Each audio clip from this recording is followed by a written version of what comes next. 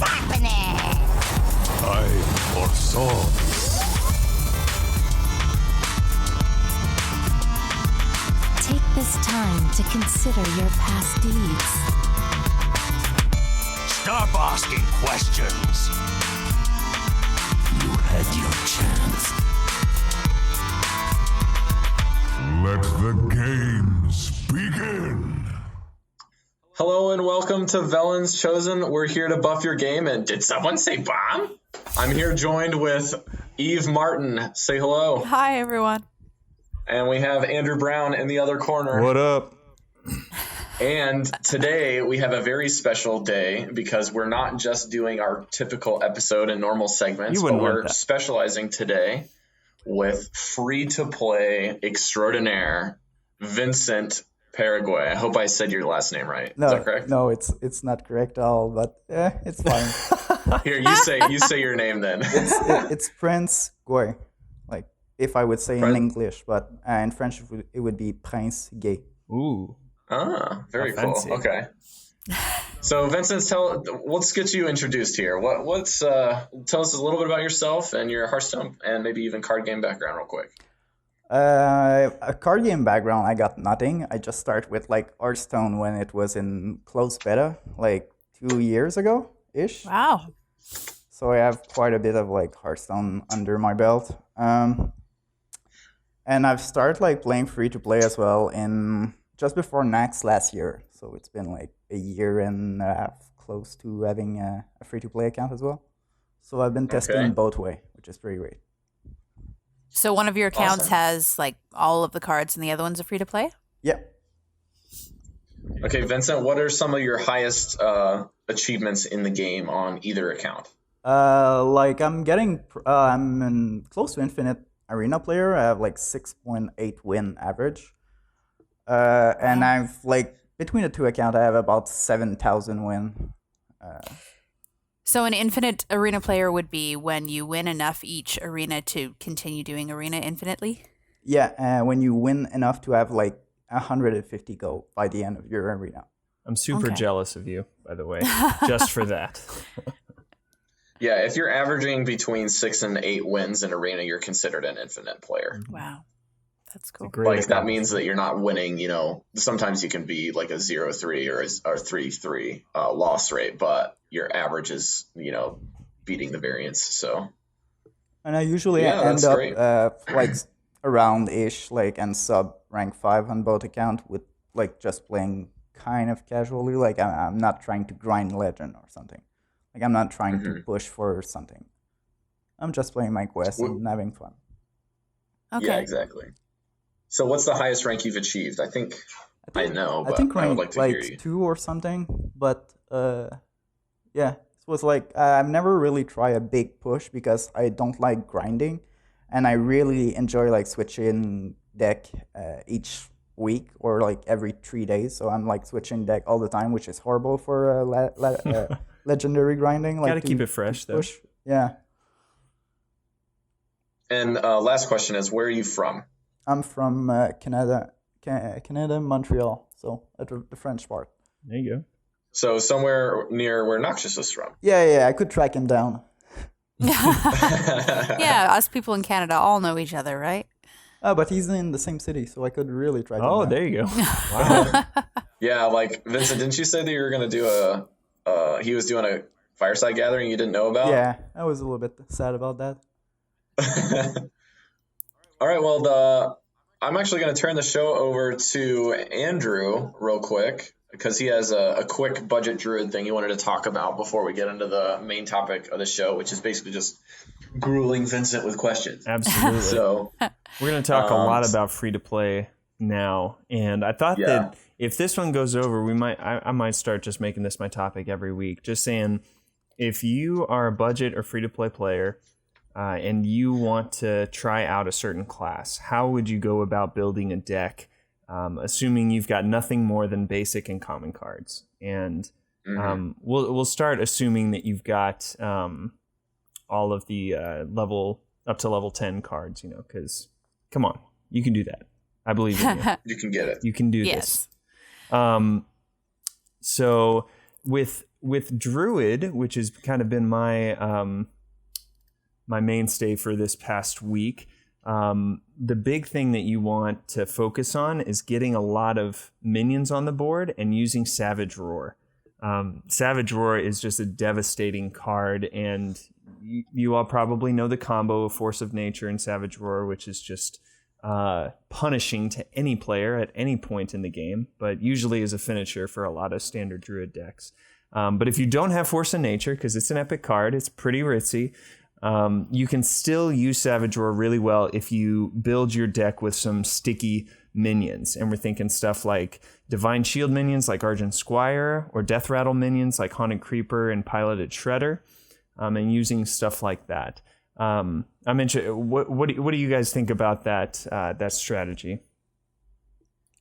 I think it's great. I think there's two different archetypes you can run with Druid, right? Because you have the more aggressive combo-based token Druid that does really well. Mm-hmm. There's actually a few like cheaper spell power Druids that I've seen, kind of like lower ranks in my free-to-play EU account that happen. And I just got destroyed by this insane Druid player who was ramping cards and played like Ancient Watcher turn 2, and then like innervated a Wailing Soul on the next turn and like silenced it and like slams me for 4 on like turn 3.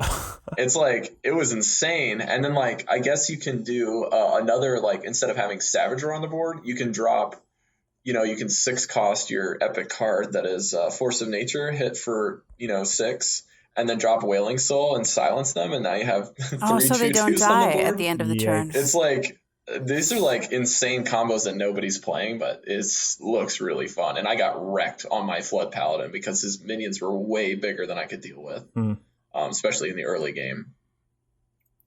Yeah, I tried to make, it's just Nax cards. I tried to make that Druid deck, but I was in the same situation where I don't have the epic. Yeah. So Force. Yeah, Force of Nature. And especially if you don't play Druid too much, you don't need to go, getting it. Now, if you do want to grind with Druid, if you do want to try and use it for a long time, then you have to craft Force of Nature, just because the combo is so viable. And now the double combo is crazy rampant. That's what I'm running right now. It's just one of those cards that is the identity of a Druid deck. Totally, yeah. Darnassus Aspirant's rising very quickly into that slot as well. So if you were starting playing Hearthstone and Druid ended up being one of those ones that you really liked and you felt really comfortable with, that is a card you are going to have to get. Yes. Most probably. So like the great thing about Druid though is that you can play a fully functional Druid deck with only one legendary that you can get through an adventure, which is Loatheb. Like you can do really well with only getting 4 epic cards, basically 2 Ancient of Lores and 2 Force of Natures. And then the rare cards that you'll want to grab would definitely be, Azure Drakes and maybe just 1. And then you could do 2 Darnassus Aspirants and what's the other rares in that list? Oh, I forget that's a rare. Savage Combatant is a rare. Keeper of the Grove. Yes. Right. Yes, Keeper of the Grove is the other thing that's just really it's very important. You don't even need Loatheb, really. You could just like have your game plan be, I'm ramping up and I have the turn 9 combo and you have double combo and you're fine. You don't even need that first ring.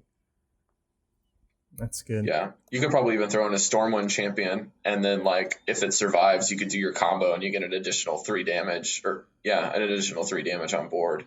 Yeah. Just with your combo. And I've seen a lot of I don't know what you call them, but like buffing Druid decks that utilize Power of the Wild, given everything +1/+1 on the board. Druid. Token Druid, yeah, thanks. So that's another viable deck that's fairly cheap at least. So dude, Token Druid is insanely fun to play if you can play it right. Yeah. You need like Harvest Golems and Creepers and Power of the Wild, Mark of Nature, Oozes. You really want that Violet Teacher also. That's a big one for Token. But Violet Teacher and Echoing Ooze. Mm-hmm. It's absolutely insane. Like I bursted people for 16 damage on turn 4 or something like that. It's just ridiculous. Whoa. So to me, token is kind of a word that comes from Magic the Gathering. Probably. Yeah. Almost anything from Hearthstone that's a good deck has some sort of name that's been labeled from Magic. Yeah, so just for our listeners who might not know, when we're talking about tokens, it's like cards that bring out other cards, like Violet Teacher when you cast a spell, gives you a 1/1, that sort of thing. It gives you other cards so that you can fill up your board as much as you can, and then because with one big boom, take everyone down. Savage Roar doesn't require that you have beefy minions. It just requires that you have minions. So even getting those 2 1/1 saplings off of the living roots is really viable, because all of a sudden you got, 6 damage on the board from a 1-cost spell. There's an aggro druid that I was playing during the last game night, and it was only that. It was very, very aggressive. There was no Ancient of Lore, and it was just like getting a lot of minion early and pushing for like an absurd amount of damage with the 2 roar. Wow, there you go. Yeah, that's really what it is. They have a lot of interesting tools in Druid. Like, Druid is one of the most fascinating classes to me as far as all 9 are concerned, because Druid has the most versatility just from the nature of, like, every card is a choose one of thing. Like, you can buff all your minions by 1 attack, 1 health, or you can get a 3/2 Panther.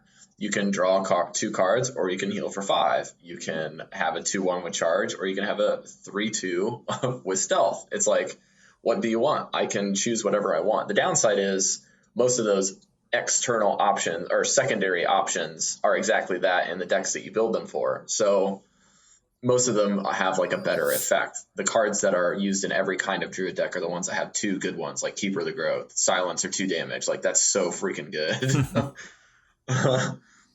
And then drawing 2 cards is just amazing for 7, especially if you can innervate or ramp into it and get a 5/5 on the board. It's just ridiculous.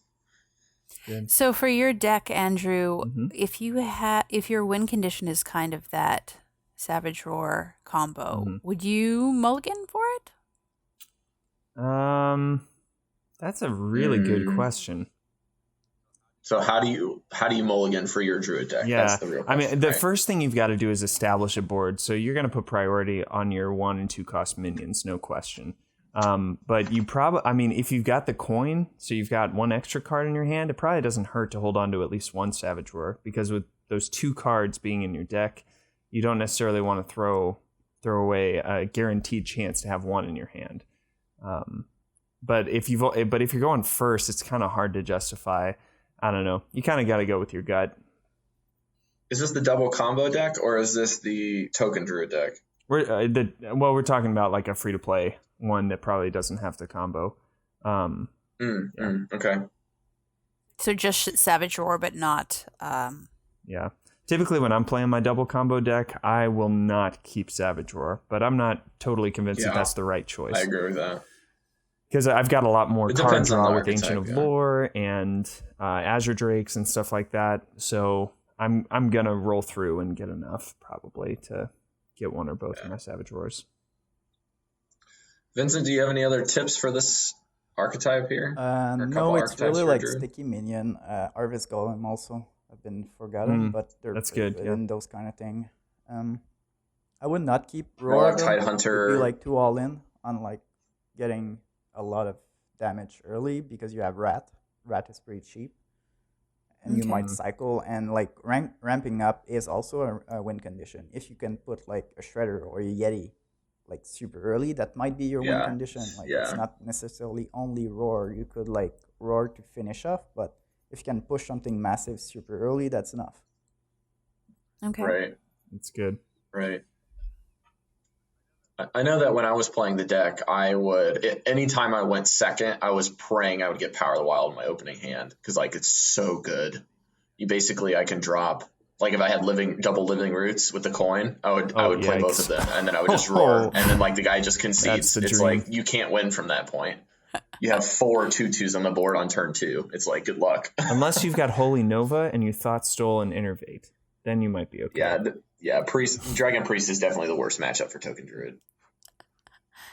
But you can go toe-to-toe with Secret Paladin and win. It's pretty insane.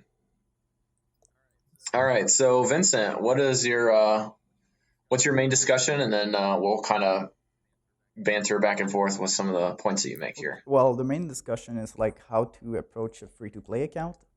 I focus more about like at first, because if you're like 6 months into your free-to-play account, you probably have the basic cover. But if you're starting like fresh off the gate, like you open, you just like start Hearthstone, you just like get through your training, and I'm gonna assume you have like everything at level 10, just because you cover like the really first part with achievement last week or 2 weeks ago, I think. Okay. So there's a lot of resource online. Trump has a list of every basic deck that you can do like for free, really, with the card that Blizzard gave you. That link is going to be in the show note, and that's a really good start to it's a really good place to start, because it gives you like a pre-made deck that is pretty good and that you can tweak after. So you can like replace these cards for these cards because they're stronger or something like that. But it's a starting point. And I watched all those videos. Those were really good. Yeah. Really well done. Yeah. And I will try to find those videos and link those in the show notes for our viewers. They're just like super basic, very helpful, like how to play, concepts. Yeah. And at first I see really a new account like Arena a little bit. You want to create a good, like a perfect Arena curving deck, no matter what you're playing. So card like Abusive Surgeon, Leper Gnome, Argent Squire for turn 1 are pretty good. You have things like Ooze, Fairy Dragon, like Shield and Mini Bot on turn 2. You really want to curve out. Like turn 3, there's the Shatter Sun Cleric, the Spider Tank, Harvest Golem. Turn 4, you have like Shredder, Yeti, Tasdingo, Dark Iron Dwarf. Like turn 5, you have the Pit Fighter, the Stranglehold Tiger, the Frostwolf Warlord. Turn 6, you have something like a Boulderface Ogre that is really good, and even Reckless Rocketeer if you're like more Face Hunter or something like that. So there's a lot of like card at each mana cost that is pretty good by themselves. They're all vanilla a little bit. They're all like just a bunch of stat. But if you can curve out, you'll have a pretty decent deck. That's correct. Okay, so my question then would be, when you talk about curving out here, right? That's a term that not a lot of new players would understand. So what does curve out mean? It means play out like on turn 1, a 1 mana. On turn 2, a 2 mana. On turn 3, a 3 mana minion. So would that be different from calling it tempo? Yeah, tempo is different. Tempo is putting more mana per turn than your opponent. So if, for example, Rogue is especially good with that because they have like super cheap removal. But if I'm able to put something worth of like 5 mana on turn 3, I put more tempo than my opponent if he just play a 3 mana minion. Okay. Okay, so then let's back up again within this, curving out, because a lot of players that I have played against on my free-to-play account that are, 25 to ranked 18, a lot of them are just like, okay, so I've got 2 mana, I got to play something, right? Yeah. So I'm playing my basic priest and they're playing, a shaman, and they drop a totem, and it's like a healing stream totem, and I have, Holy Smite in my hand, and I have Shadow Word Pain, and I have a Raptor, and this is turn 2. Yeah. So do I smite the minion for 1, or do I play my Raptor? Like, I can kill it, right? Or even worse off, sometimes I'm going first against a shaman on an open board, and I have a Holy Smite. That's 1 mana. That means I should smite him, right? Yeah, no, usually you save your answer. Playing a minion is always better generally than playing a spell if you have the opportunity. So for example, if the other guy played a 3/3 on turn 3 and you have 4 mana, is it better like to Frostbolt the 3/3 or to play a Chillwind Yeti? Well, it's better to put a Chillwind Yeti because it has like more, it's bigger, and and you play it on curve. And it will give you tempo because next turn the other guy need to run his little 3/3 into your 4/5 and use extra mana to remove your 4/5. Yeah, right. So that would be called the tempo play, right? Yeah. You're playing tempo then. If you want to. And then if you played a Frostbolt and killed it and then played like a 2-drop on turn 4, that would be a value play, right? Yeah, that would be more a value play. Okay, cool. So that's a really great example for us to kind of distinguish between, like curving out sometimes means tempo and sometimes means value. So basically curving out can mean spending all your mana. Yeah, it's the same mechanic that is really important in Arena. That's why I'm saying at first it look a lot like Arena. You just want to have like big minion, good minion on each turn, and until a certain point, you will until a certain rank, when you start like facing a really specific deck that achieve a certain goal, you will win just because you have more stat than the other guy per mana. Yeah. Down at the lower ranks, it's easier just to put good cards with good stats in your deck and just play them on every turn. Yeah, I think this is a problem I still make today. I get so, and I know you mentioned this during an episode, Eve, that I get so obsessive about clearing my opponent's board. I miss often that sometimes a better play is to establish your board. So you always got to be thinking through, what are all of my options right now, and how is my opponent going to have to react to that? Yeah, it's like playing Holy Nova on turn 6 to clear your opponent's board, or dropping Sylvanas. Like, which is better here, right? If you're getting rid of 7 minions, that's probably the better play. That's probably the better play. But if you're getting rid of 1 or 2, maybe Sylvanas might actually trip them up. Yeah. Yeah. I think and that's when right. to just decide to try for lethal. To start. Yeah, when to just ignore the board. Yeah, that's got to happen too.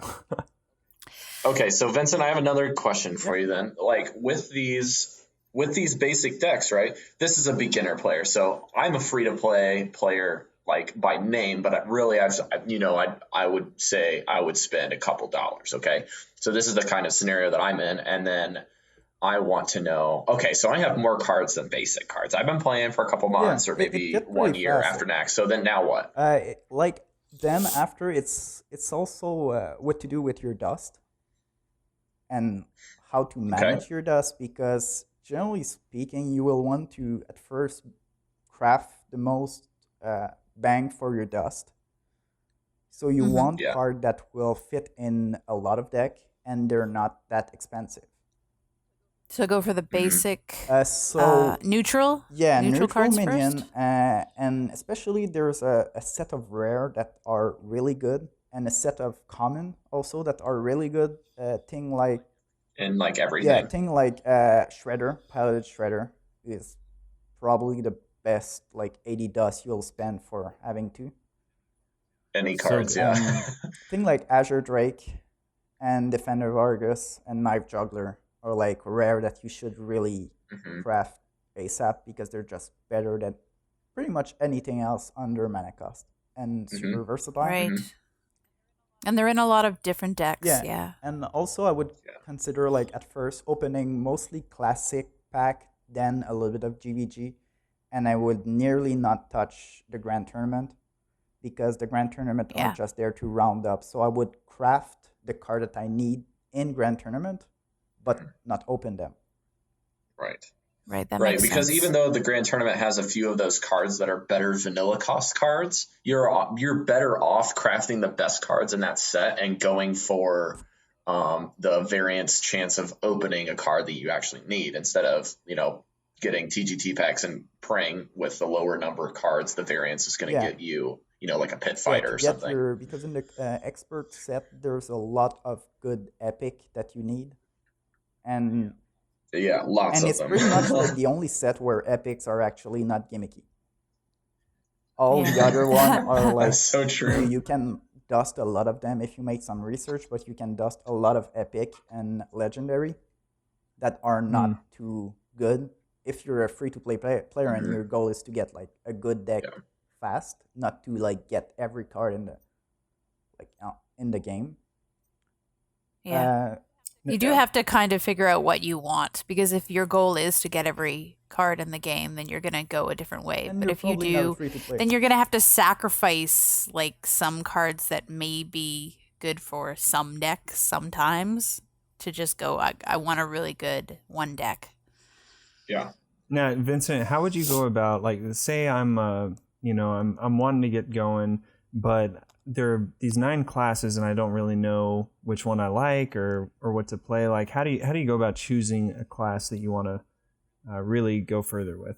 That's gonna be like it. You need to have a class that you have fun playing, because if you dislike, for example, Warlock, but Warlock is super cheap to have a good deck early on, but you just feel like it's not fun, well, it's not worth it. You better really get like a deck that you enjoy, or a class that you enjoy with mechanic, because you can see the mechanic pretty early.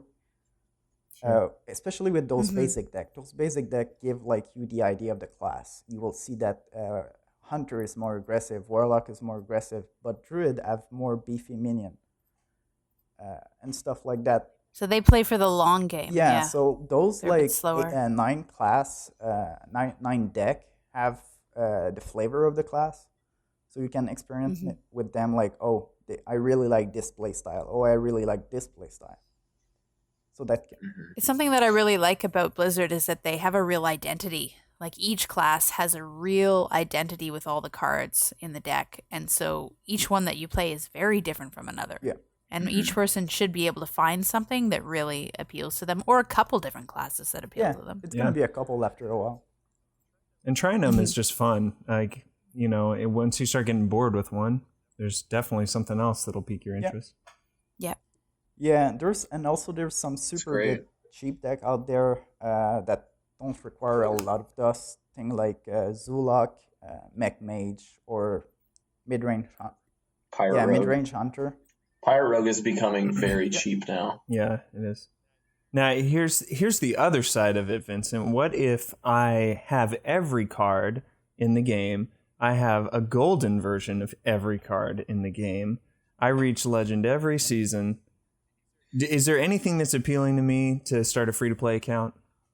You can want to get the challenge. And also, it's fun to open card that you don't have. You get that back again. That's true. When you don't have all the cards. That too. That is so true. You get that feeling, I finally opened, like, I think last week or 2 weeks ago in EU, I finally craft Antonidas and was able to do a freeze mage in EU, and I was like, yay, I'm super happy. So I play freeze mage in EU just because I managed to put the deck together. There you go. Nice. That's so funny because I still share the same emotion opening packs. I'm opening a legendary, yay, it's Melganis. And then like next week, I open a legendary GVG, oh my gosh, 2 already. And then it just shows me Melganis again. I was like, are you kidding me? The variance of this is ridiculous. You took my Melganis, man. I still don't have Melganis. I would give it to you if I could. Blizzard, get so on sad. that. Let us trade cards. They would lose so much money. Yeah, I know. So, this is just a side note real quick. I'm going to try to do this in under a minute. But basically, like, this is my kind of like call out to those people that are on competitive HS and Hearthstone and general like Reddit pages that are always so anal about Blizzard making things that cost money. It's like they're a company. I understand that our show is for people that are, trying to play the game without any money. And there are also other people that are trying to enjoy games on a budget, whether that be $0, a couple dollars here and there, or, couple $100 a month. I don't know. But if you, I will say this from Blizzard's perspective. If you love me, you will give me some money to make you happy. Right. Like it's kind of the same thing in marriage. Like if you want to be married to somebody, you will have to give them some money, or you have to give them something in order to receive. And it's not a giving in order to receive. It is a giving to be supportive, and then as by human nature, people usually reciprocate. So if you want Blizzard to make you some awesome stuff, you just gotta give them something here and there. Like I'm not saying you have to give them a crap ton of money, and I'm not even a Blizzard employee. I'm just saying like some people are so malicious on this, and they're just like stingy. They don't even understand how much cheaper this game is than Magic. Like if you play a card game in any other realm, you have to spend money. They cost money to make the cards. Like in this game, they're trying to give you that experience without making you pay. They're saying, look, you can do this and you don't have to. It's just going to take a little bit longer, but we're going to give you that option. Like that is enough for me to want to give them a lot of money over the course of my experience with them. Sure. So that's my little side note. Yeah. The way I feel about it is that the free-to-play part is to get you in, because you don't even know if you're going to like the game. Yeah. You don't know if you're going to be able to learn how to play it, and you might want to drop it. So the free-to-play is like, go ahead and try it. And you can get really far into it and deep into it without spending a cent. But then when you're like, I really like this game, I really enjoy it, then it just kind of makes sense to sort of go, okay, here is some of my money and in appreciation for this great game that I'm enjoying, that I'm playing. And it's not like I'm going to spend hundreds of dollars to get all the cards, but things that make sense to you, that are value for you, like buying one of the adventures or something like that, that makes sense to me. Yeah, and Blizzard does a great job with Hearthstone, much more than any other game that they've made, period, on giving you things for free at the outset, and then on top of that, giving you deals along the way. You know what I mean? Like the adventures are such a good deal. $25 for like a whole experience. That's pretty awesome. Yeah. And it's not like they're pumping these things out, you know, like they're spending a lot of time and effort in these things, and they're giving you the whole experience on like a 10 times harder hard mode. Yeah. And then they're also giving you extra rewards for you to work at. So it's not even like giving you everything right out of the gate, like card packs. They're making you earn it. Like that's really cool to me. Yeah. And on top of that, they've also partnered with Amazon, where if you're an Android user or you have an emulator or however you can do it, Amazon has given you this way. So I can spend $45 and I can get $50 worth of product. So I have a 10% off just by using somebody that's, you know, partnered with Hearthstone. That's really sweet, right? I can always save money than what they are currently giving me because I can just buy coins in Amazon and do it. So they're giving you all of these things. And then they have periodic sales where it's even more. They had one just recently for their promotion where you can get 5% back in the coins. So I get an additional $5. So I got a $60 value for like $45. That was pretty sweet. Yeah, and it can be something that you can just spend money on when you have it. Like if you're living paycheck to paycheck and you don't feel like you can throw money at Hearthstone all the time. When you have a little bit, you can buy a couple packs. Yeah, you can do it like there you go. $10 at a time each month if you want. Like yeah. You could say, I'm buying like 10 packs a month or something just to help you. Yeah. Right. There you go. Just round it out a little. Yeah.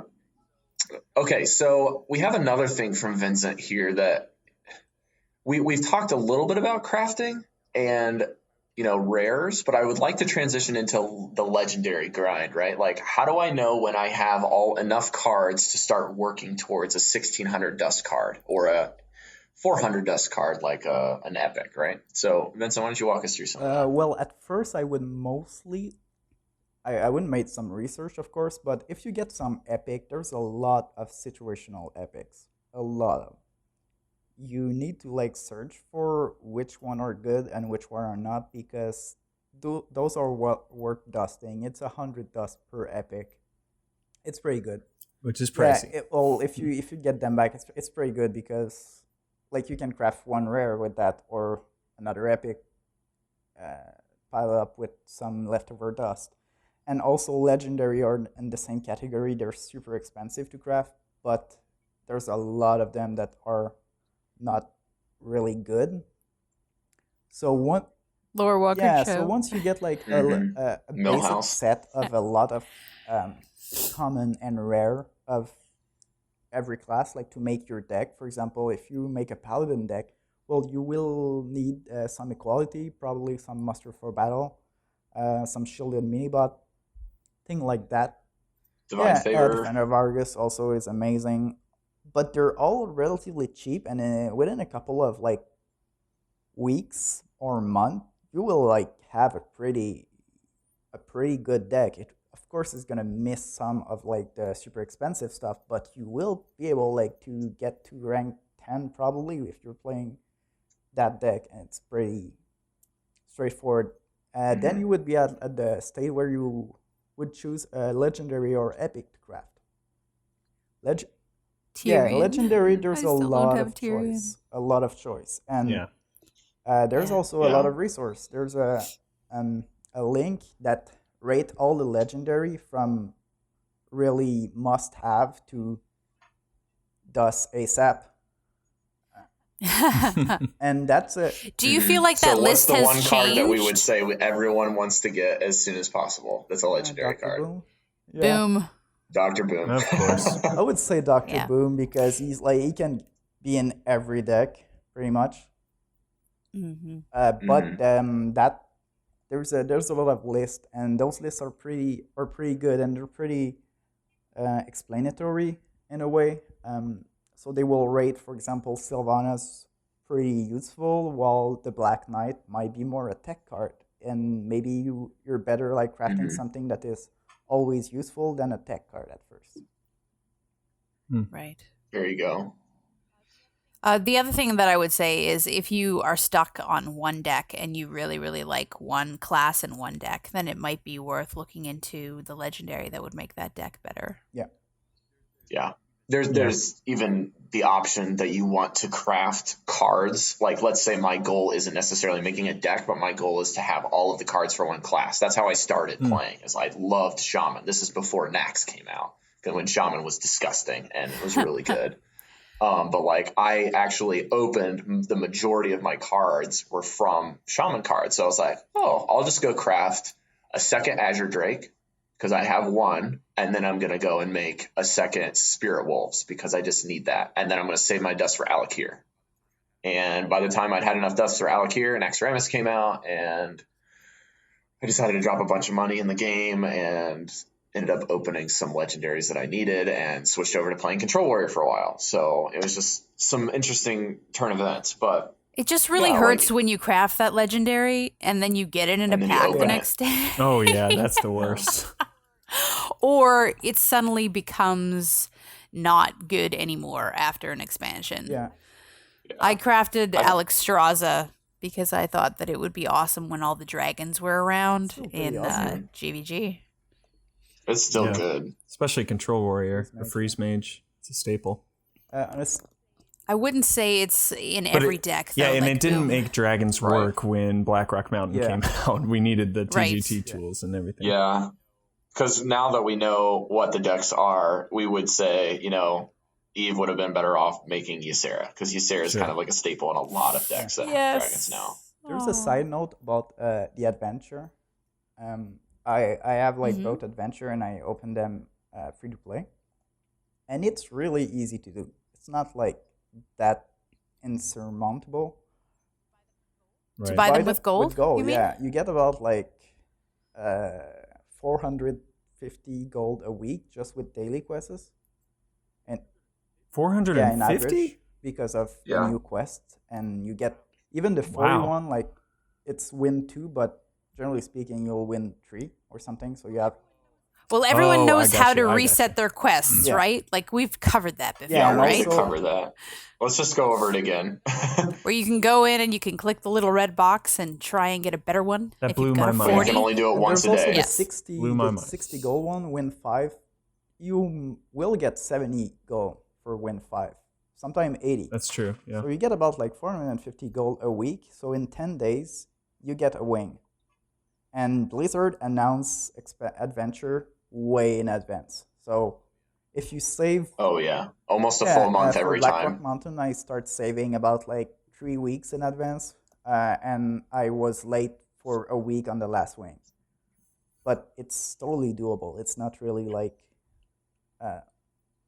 impossible. It's better for if you have to spend money, it's better to spend money on those adventure because they're usually cheaper for the card you get. So it's a really good deal, but it's still possible. In 10 days, you can get one wing, and that's not being lucky with the quest roll. Or it's not grinding because you can get 100 gold per day also just playing game. Sure. Mm-hmm. Yeah.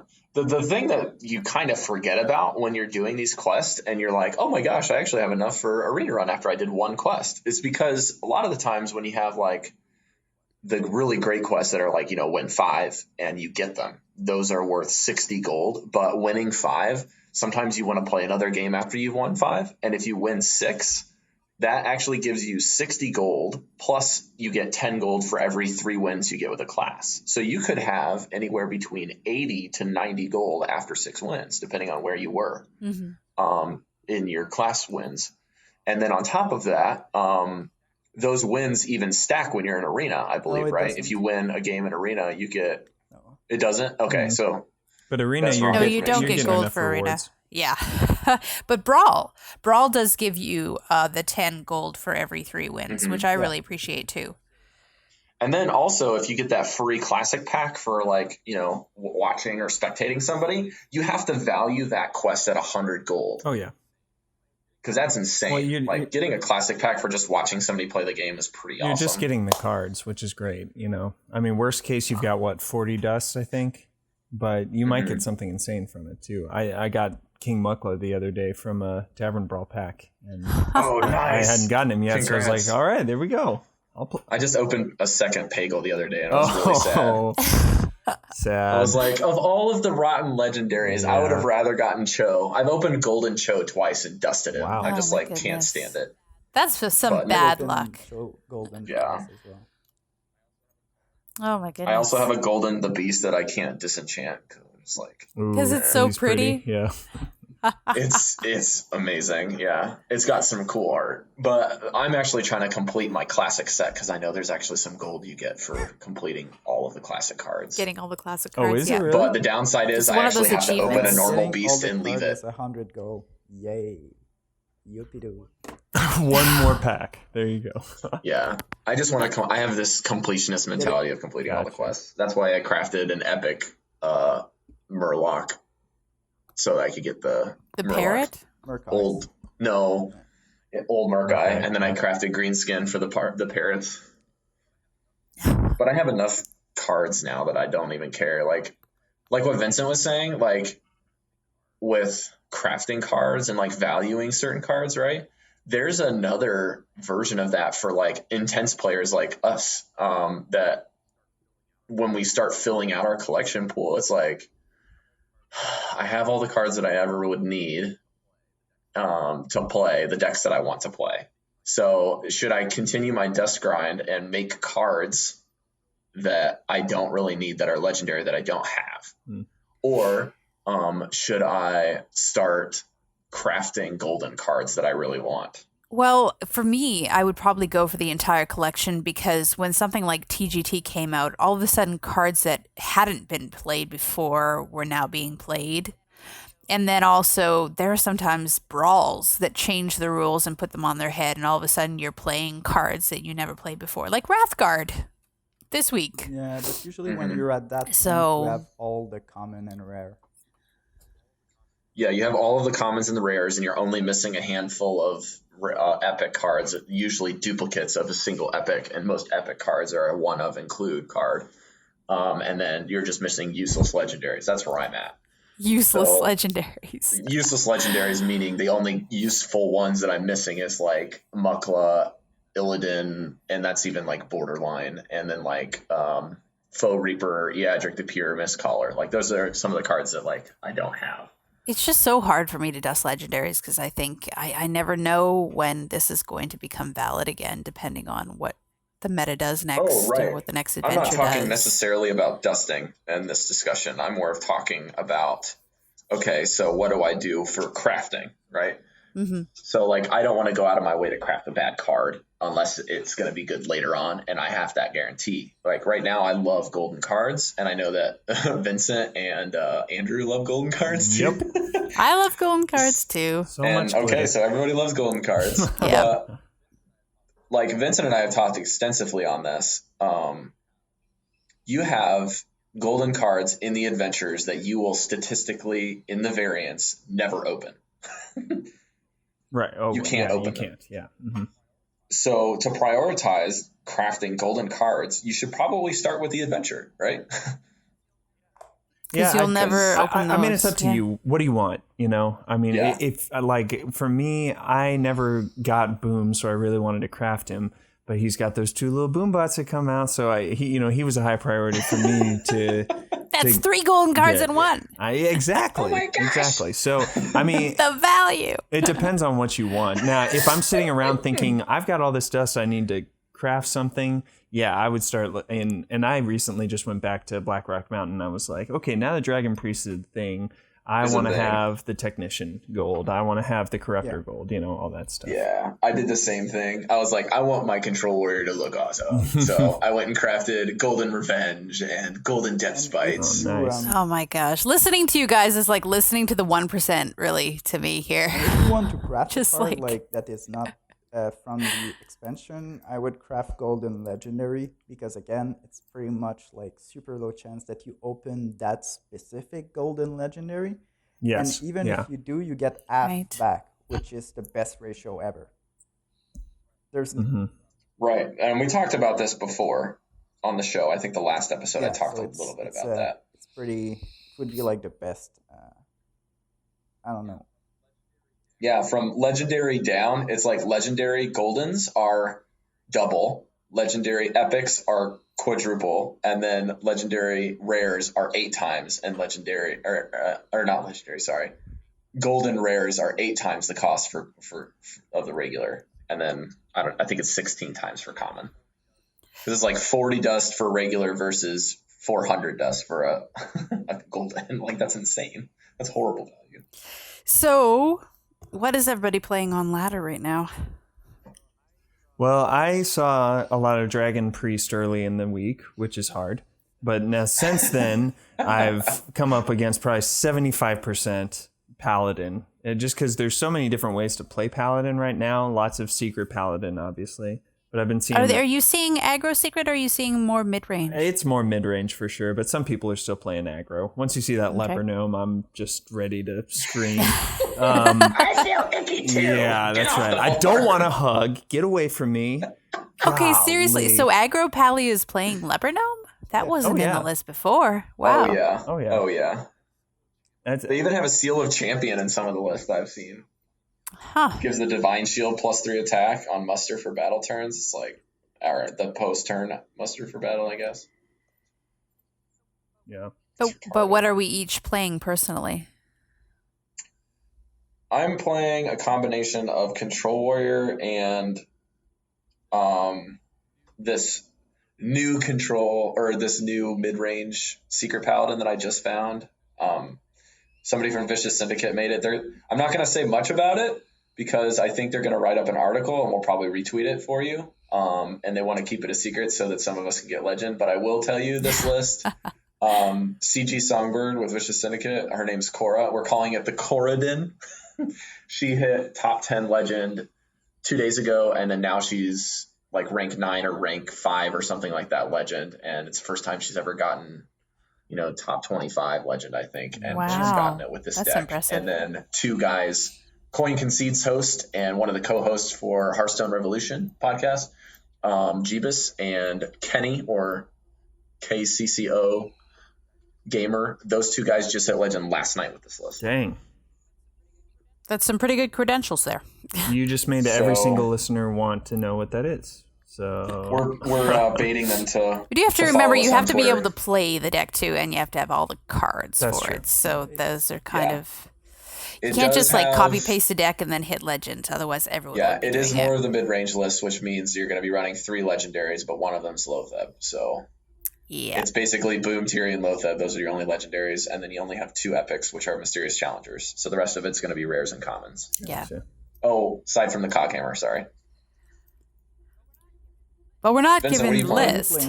I was playing a lot of Colento's double combo druid that he reached rank 1 legend with. And then today, actually, I found an Inspire Priest deck list that's really fun and actually really viable. It uses Pale Triss and Flash Heal, and it's. Is that from Amaz? I think I saw a variant where he uses that. I think I think he has been trying something. I don't think this one specifically was from him, but yeah, okay. There's been a lot. That sounds intriguing. So it's been a lot of fun to play, and it's the most strategic, like early, mid, and late game that it's ever been really clear how the deck works. But there's a lot of options, so that's fun, and I've won a few. I did lose against a mage only because he had a counter spell, and I forgot about that. I will never forget counter spell ever again. Aw. And Vincent, what are you playing? This week I was playing Patron Warrior and just climbing. Yeah, wrecking pretty face, much, like wiping the floor with anything. Yeah. So Vincent's been playing solitaire for a couple weeks. I haven't dropped a game like this week with Patron just because it's impressive. Patron. Do you think you're gonna try to take Patron to Legend? No, I'm like because next week I'm gonna change mine and play something else. I've been playing like Freeze Mage and Control Warrior and like whatever really I want to. And so I'm not like too much a grinder, but this week I've been like Patron, and well, when you play Patron and you're pretty good at it, it's pretty broken deck. Yeah, like Vincent, I think you need to hit Legend just so you can validate all your statements. Like, I hit Legend before, and these are good because I consider you a Legend player. Opinion I in played my versus you, and I did like on a the show. 60 damage combo from hand, like with Patron. Oh my gosh, he was trying to help me learn how to play against Patron Warrior with Druid, and he's like, "Okay, so this is what I'm gonna do. I'm gonna hit you for 64 damage." It's like, okay. Now you will never forget. It will be branded into your mind. Yeah, because I thought I'd be cute and lay down an armor smith and hopefully just armor him out. It's like, okay, that's not gonna happen. Does anyone want to know what I was playing this week? Yeah, come on with it. Eve, what are you killing people with? Face Hunter. Oh my gosh. I have heard it's back and it's doing well. I will say, you know what? I got sick and tired from going all the way down to, 13 or 14 from 8. And I was like, I've been playing nice for too long, trying to play all these cutesy decks that are like, you have a chance against me and you could probably beat me. No, I'm going to play Face Hunter for a while. And roll make sure that over skip people. around the huffer and just go face. Yep. And you know what? It works. It's cheap for our new players, and it works. So that's all I'm going to say. I have no shame. I regret nothing. Wow. The deck I'm is back just up so at 9. fast. Like, even if you lose, you just get back in the ladder and you queue up another game, and it's so fast. That's why Face Hunter is such a good deck. Well, and honestly, because of Patron Warrior and Secret Paladin and all these other things, Face Hunter's kind of been forgotten a little bit. So people don't expect it. They think you're playing a mid-range, and then you catch them by surprise. It's really good against Shaman, too. And really good they're against dead. Shaman Plus. But I will say that on quite a lot of decks that I could tell it was good players and they realized who I was, it did get down to like they had 3 health and I had like 2 health. So there were a lot of games that came like right down to the wire. Yeah. And a lot of decks that are like Secret Paladin or like the Combo Druid I'm playing, those decks are versatile and can be fast decks if they need to. So quickly, if I'm queuing up against a Face Hunter, I'll realize, okay, Living Roots, let's get it on. It's time to go. So. Yep. But if they drop that web spinner, it's like, oh, hello. That's the one thing that I hate about playing mid-range Hunter is like, if you have the turn 1 play you want, your opponent knows exactly what deck you're playing. It is tough. It is tough. I know that I'm like showing my hand basically because the archetype is so well known and all the cards in it are pretty much well known. Except for I do have that new a TGT card in it. All Face Hunters are now adding the charge with Divine Shield. Oh, Argent Horse Rider. Yeah. Yes. Very good card for Face Hunter, like they needed any more good ones. And then Cavalry's here. Yep. Control Warrior with just a card too hard, and the game take 15 minutes. And they just arming them. If I let them get to that point, just a card, I hate just a card. Oh yeah, speaking of matchups, Vincent, you and I when we were practicing Patron, right? I was doing that with my Control Warrior, and I realized that my opening and Patron's opening a lot of the times are the same. So if I'm playing, Control Warrior or I'm playing Patron Warrior and I see somebody else dropping Armor Smiths and whatever Taskmasters, I'm like, okay, I just need to assume that this is Patron because if it's not, then I basically am safer playing as if I'm playing against Patron. I think the difference between them is that Patron is going to take a couple hits to the face first and then start armoring up. Not always true. How it line up, but I think it's safe to like play versus Patron because assume it's Patron because that's where you can misplay, and it's really very hard to misplay versus Control Warrior just because they play slow and like you'll spot them out. But versus Patron, if like turn 5 or 6 you have something and they kill everything and spawn like 4 Patron and you were not ready for that, well, you just lost the game. Right. Because I remember when I was playing against you and like the first game, I just got that 60 damage combo off and I was like, that's because I dropped 2 minions. Or I had 3 minions on the board. I was like, and I just lost because there's 3 minions on the board. By the way, Patron Warrior is very cheap. It could be a free-to-play deck. You need one It's pretty close. Like, all you really need is Frothing Berserkers. Those are the only cards you need to craft. Blackrock Mountain is the first wing, and that's everything you need. And the Death Spite. Emperor. No, well, yeah, Naxxramas is Death Spite wing, too.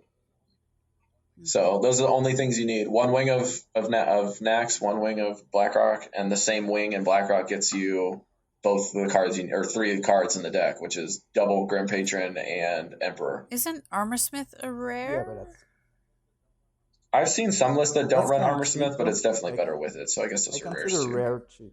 Yeah, rares are pretty cheap. Yeah.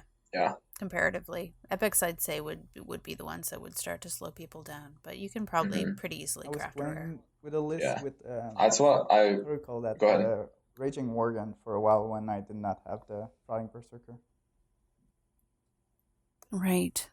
But I would say that it is a bit of a learning curve. So if we're talking about new players, it is a difficult deck to play and to know how to play. You really have to learn it because it doesn't really make sense in the like play cards on mana. Decks in general, though. I was saying I don't see how like Patron Warrior is good. You were just like clueless about like when you were facing it, you were probably facing bad players that were like blowing their combos super early, and you they're dropping Frothings on turn 4, and it's just like, why are you doing that? Yeah. If you're good, you have to have patience and you have to not be afraid. Yes. And you have to be fine with having 6 health, like right before you kill them. Play Oil Rogue, you'll get used to like winning with 1 health. Yeah. Oh, I love Oil Rogue. So fun. No, That's actually a pretty cheap deck too, isn't it? No, you need a lot of epic. You need prep. Yeah. Double prep, SIs, sprint. And prep is not really a flexible. Oh, Violet Teachers. It's only good for Oil Rogue and like Miracle Rogue, so. Yeah, I guess that's right. I don't think anyone ever has an excuse to ever play Miracle Rogue. Yeah, or Oil Rogue. People that tried playing Oil, people trying to play Oil with gadgets and auctioneers are just doing it wrong. I meant to say Oil Rogue.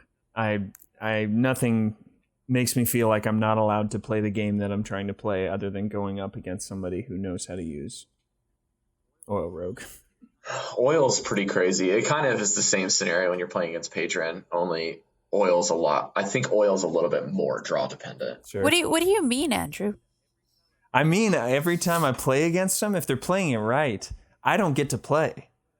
I'll put out a minion and he's sapped, and then he'll. Yeah. It feels unfair. I know that it's not, but because they put everything back in your hand, and it's they do that. They can combo. They'll just blow up your board and deal a crap ton of damage to you in one turn. They can combo like crazy. I mean, there's just so many ways they can win the game. They usually do, I feel. Like, think about this on turn 7, right? So you have you have maybe 3 cards on the board, no taunts. And it doesn't honestly matter what cards are on the board, as long as they're not taunts. They have a weapon with 2 charges. They drop South Sea Deckhand, which is a 2/1 with charge. They play Oil, and then they hit you in the face with both their weapon and then they play Blade Flurry, and they kill your board, and they deal like another 7 damage. Yeah, it's like, okay. because you could deadly Yeah, and that's like a boring turn for Oil Rogue. Yeah, I've deadly done, like, poison. some Yeah. 26 damage from hand. I was playing Oil Rogue before Patron. It's the same concept again. Like it's a very deck that you need to calculate stuff and like play with your health. But now Patron is way more consistent. Oil Rogue, yeah, I know what you mean, Andrew, and like you feel like you can't do anything, but sometimes the rogue player is like that. You have like 2 prep, 2 sprint, and right. Like, they have to wait and wait for the right cards. Yeah. Yeah. All right. I think that about does it for the main episode, you guys. Vincent, thanks for joining us today. Yeah. Yeah, maybe we'll do this again sometime. I'd actually like to try to get some more people, especially from Vicious Syndicate, maybe some other co-hosts from other shows, and have them guest on our show.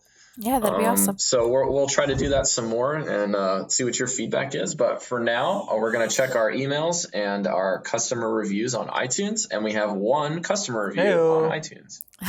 Thank you. So our customer review is 5-star review. Yay! And it's from Tangent DYN, who is also one of the main hosts for Hearthstone Revolution podcast. And Tangent is a good friend of mine now that I'm working with Vicious Syndicate, so I'll make another announcement. Like, I'm a graphic artist for Vicious Syndicate now, esports Hearthstone team. Wow, that's great. Congratulations. So it's pretty cool. I'm doing some art with them, and it's kind of on a project-to-project basis, but I'm part of a lot of their chats, and I get to benefit from their Legend players, so that's kind of nice. But Tangent DYN says, great new show. As long as a longtime podcast host and a current Hearthstone podcast host, I definitely know a great podcast when I hear one. If you love Hearthstone, then make sure this show is on your list. Thanks so much, Tangent. That's some very kind words, my friend. And he's been very active on social media, making sure to retweet a lot of our stuff. So I really appreciate him. Tangent, you are now a Valen's chosen VIP. I agree. Official. I concur. That was an amazing review. Thanks so much. Yeah, and I really appreciate people that give us 5-star reviews. Guys, I don't think you understand how much these really help. This is our number one marketing tool. Absolutely. Is getting people that like our show to tell us and give us good ratings, because in the first 6 to 8 weeks of a podcast launch, they have this thing called New and Noteworthy, where we can actually get launched on the first front page in New and Noteworthy podcast with lots of good reviews, as long as they're right away, like within the first 6 to 8 weeks of the show. So if you want to give us a 5-star review, we'll read it on the show. We'll thank you. It means probably more to us than anything you could do, even more than following us on Twitter. Big deal now. Yeah. And listening to the show at all. Even if you don't listen, just give us a 5-star review and walk away. That's sometimes okay. Yeah, it really helps give us more exposure and helps more people get to know the show. So we'd really appreciate leaving us reviews on iTunes. Yeah, and we're all about community presence too, so we're going to try to leave some reviews this week for other podcasts that we like and give them some plugs. So we actually gave 3 different podcast plugs within the last 2 episodes, or 4 actually, if you count. That's for real. Yeah. So we got Well Met is giving us a 5-star review, and Hearthstone Revolution's giving us a 5-star review. I know the guy from Coin Conceit. I talked to him last night on Skype. And I'm playing Rocket League with one of the co-hosts right now with Tangent.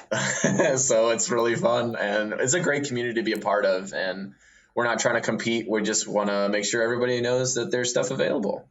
Yeah, it's all about supporting everyone and helping everyone make their game better. Mm-hmm. Oh, yeah. So I went ahead in the show notes to put Twitter's links for everyone, including the show. And Vincent, I put yours in there. It's Vincent_P_G. On Twitter. And do you have any other places that you want people to look for you, Vincent? And give yourself a plug. Okay. And his BattleNet tag is awesome. It's Hippie Corpo with some numbers, so it's pretty sweet. Did you ask him whether it was okay to put that on air? They don't have the numbers, so they can't find him. Okay. I have hidden. I'm okay having more. I love helping responding to questions. Well, I was just thinking of all those people you steamrolled with your patron warrior earlier this week. It was just a feels bad, man. Light and like getting here sound.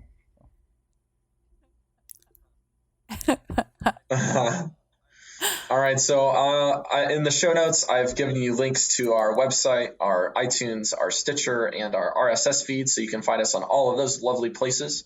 You can email us any questions that you would like to have on the show, and we will do our best to get to them. We didn't have any this week, but you can email us for next week at velenschosenpodcast@gmail.com.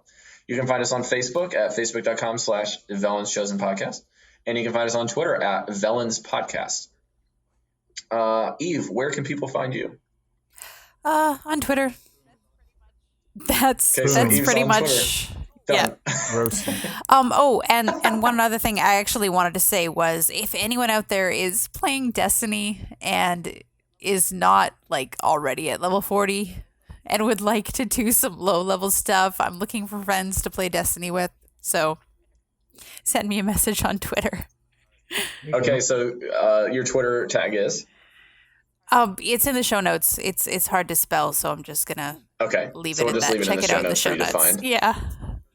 Or you can find Velen's Chosen on show notes and then just go look and see what we're following. You can find us there. Andrew, where can people find you, man? Find me on Twitter. Andrew is living, or find some YouTube arena tips under the name BinacaFreak of nature. Without the of nature. Just makes me laugh every time you say that every week. It's silly. It's just silly fun. All right, you can find me on Instagram and Twitter at NotRob. You can find my Facebook photo and design portfolio at NotRobMedia. I'm on Snapchat at NotRobMay, and I just started playing Rocket League on Steam, so you can find me there at Sir Twick. That's SIRTWIK. And then you can find my comedy podcast. I have links for their iTunes, Stitcher, and RSS feed. It's called the Maze Comedy Podcast. It's MAYZ. You can find us on Twitter at MAYZ_podcast. So that's it from me. That's it from our brand spanking new guest, Vincent, and even Andrew. So we hope you got lost with us today, but not too lost, because we want you to get back on the ladder and grind out some ranks. Bye. See you guys.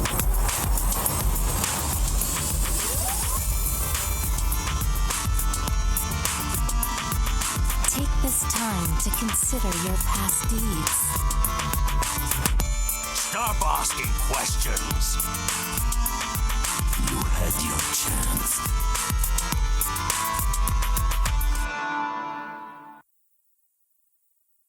Did I miss it?